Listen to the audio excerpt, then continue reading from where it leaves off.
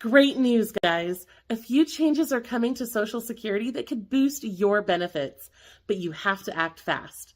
I'm going to break down what's happening and what steps you need to take immediately. Remember a few months ago when I told you that Social Security was clawing back billions from low-income seniors who couldn't afford to pay it? Well, great news. The government has finally made some significant changes to how those overpayments are handled, and the results could put more money right back into your account. Now, under the current rules, Social Security can keep your entire payment if they find out you've been receiving more than you should have been.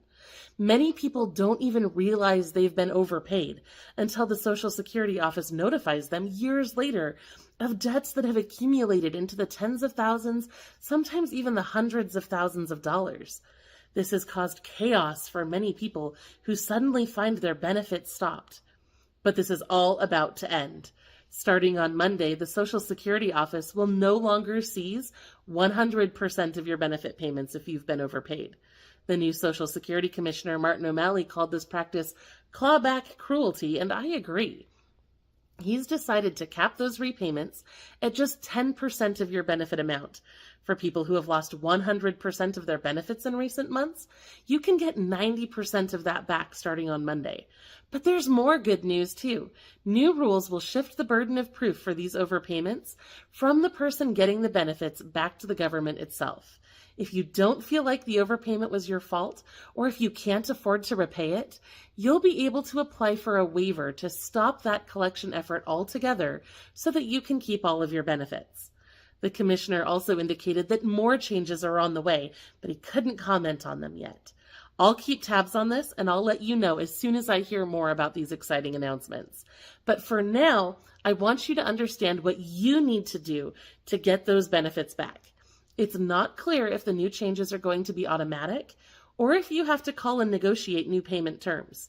If you're going to apply for a waiver, you definitely need to reach out. If you're currently losing more than 10% of your benefits to overpayment clawbacks, I recommend reaching out as well. Given the way that things typically go with programs like this, I wouldn't leave it to chance. It's important to make sure that you're going to benefit from these new changes. So, according to the recent congressional meetings, it sounds like the average wait time for the Social Security hotline is around 40 minutes. But that will probably increase on Monday as more people call in about this. So even though it is so annoying and tedious and awful and frustrating, and I know you're going to hate it, I would highly recommend that you reach out anyway if you're in repayment or expecting to enter repayment soon. Call in, go in, do what you gotta do. Just make sure that those new repayment terms are applied to your account so that you can start getting more of those benefits back. Now, to be very clear, it appears that these changes only apply to clawbacks caused by overpayment issues, not clawbacks due to what they call the Treasury Offset Program. That program, often called TOP, is a program that the federal government uses to collect debts from money that you're owed. If you owe money to the IRS for taxes, or if you owe money on student loan debt, or things like that, sometimes they can take that money directly out of your tax returns or Social Security payments or other money that the government may owe you.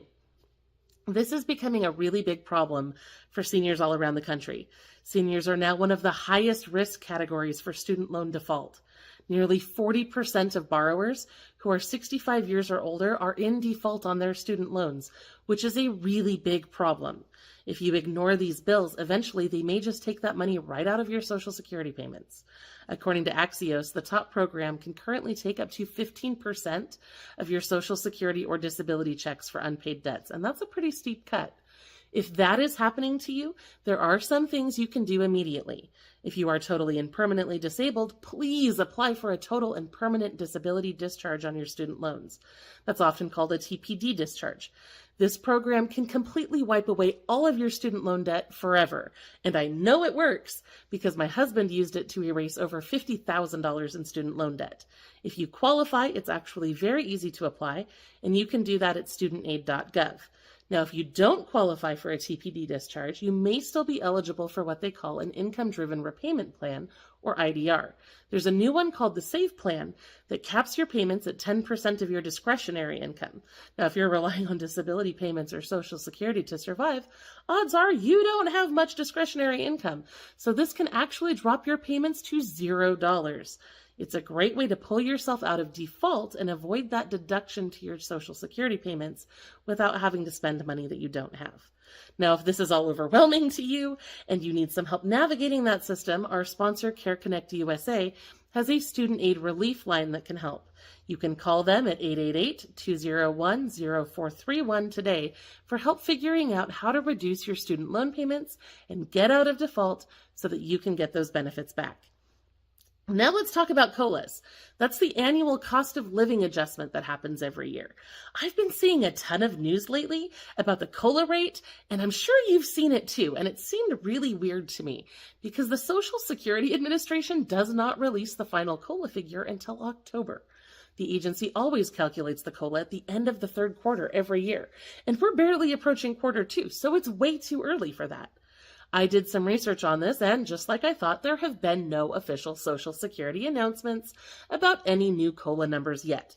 You can always check for those official announcements at ssa.gov/news/COLA. If it's not there, it's not real.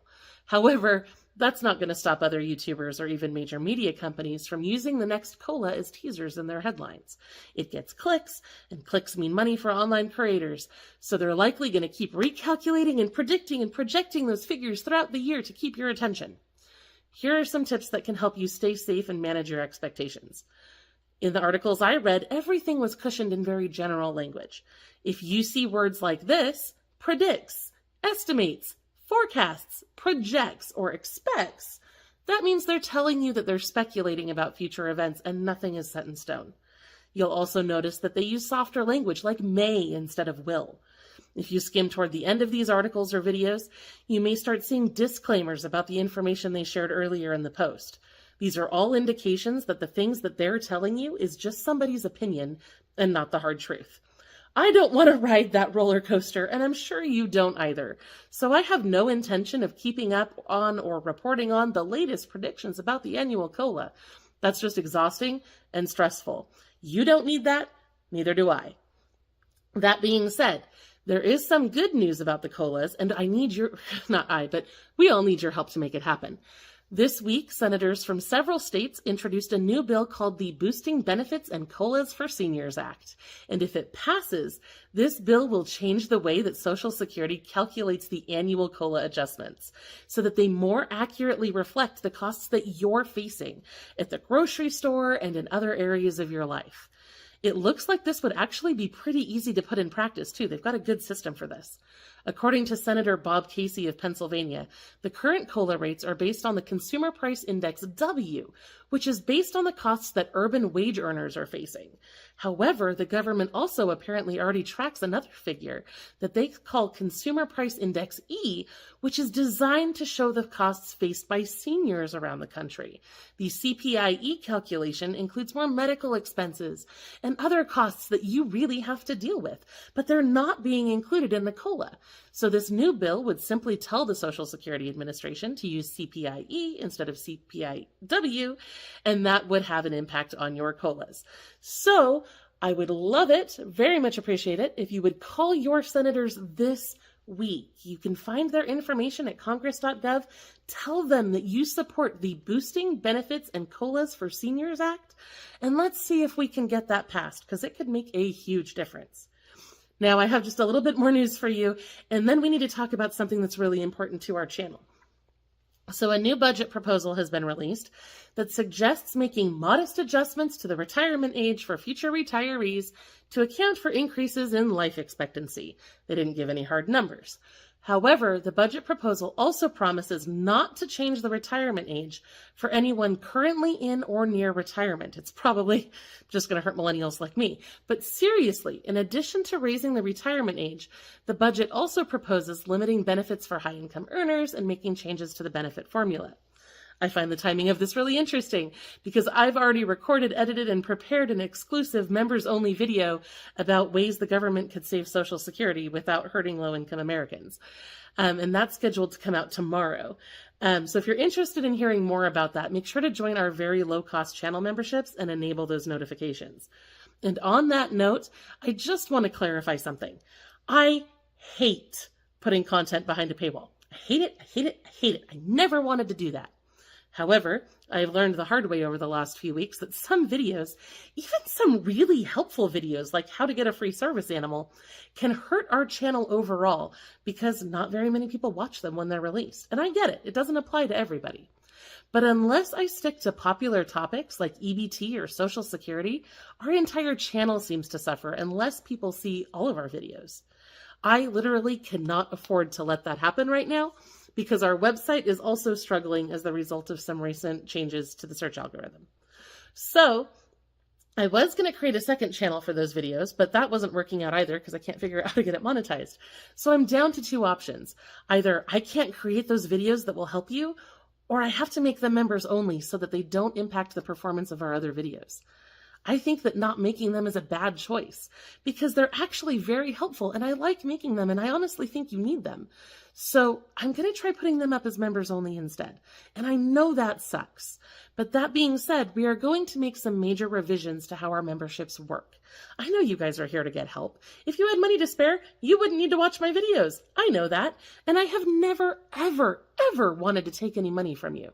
So to make this as painless as possible, I'm going to make the members-only videos available at the $1 a month membership tier. We're planning to publish one members-only video a week, which means that those videos will cost just 25 cents to access on average. That's the absolute lowest price I can set for these memberships. I'm also going to start rolling out some other fun perks for members who choose to join at the $5 tier. I'm thinking about creating a special members-only email newsletter with more resources, creating special ebooks with additional information, maybe some members-only Q&A sessions. I'm not 100% sure yet, and I'd love to hear your feedback on what would make that valuable to you. But just know I am working on it, and those perks will be coming out very soon. I've had the great honor of running Low Income Relief for more than 10 years, and it is one of the greatest joys of my life. I love the work that I've been able to do, and I'm proud of the impact that our content has made. I love the stories you share of how we've helped you and how your lives have been changed, and I know that a trustworthy source of information is more important than ever right now with the proliferation of AI and clickbait and just junk news that's out there. At the same time, we're bringing in less money than we have at any point since 2018. And things are a lot more expensive now than they were back then. I also have kids to support, so I've had to take on a few side jobs to try to make ends meet for my own family while also being able to maintain payroll for my team. It's kind of chaotic over here, but it always is. I do not want to lose Low Income Relief. This is where my heart is, and I've heard from so many of you over the last week that have been helped by our channel. I read all of your comments, and I am so grateful for each and every one of you, truly. I know I told you last week that I had some hard choices to make. You've seen some of the results of those choices this week. We're putting out more videos, not less, but our live videos are much simpler. We're focusing on one topic, and our team isn't spending countless hours digging through headlines to find detailed programs like we were before. I miss that, and I hope to get back to that someday, but for now that's a service we've had to cut so that we can spend those hours elsewhere. In an upcoming members-only video, I will be showing you exactly how our team finds that detailed information so that you can learn how to do it for yourself and find the things that are relevant in your state, because I believe that that is really important. Now I've rambled on for longer than I meant to. I'm just grateful to you all, and I will be back soon with more low-income resources and information that you can trust. In the meantime, please go check out our latest videos for more ways that you can save money and get free stuff.